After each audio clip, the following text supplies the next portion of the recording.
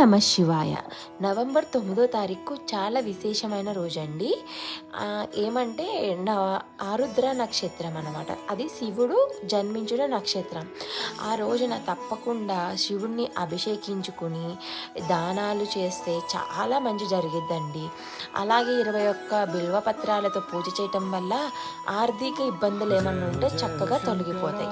అలాగే భార్యాభర్తల మధ్య ఏమన్నా సఖ్యత లేకుంటే అర్ధనారీశ్వరి స్తోత్రం చదవటం వల్ల వాళ్ళిద్దరి మధ్య మంచి సఖ్యత కుదురుతుంది అనమాట.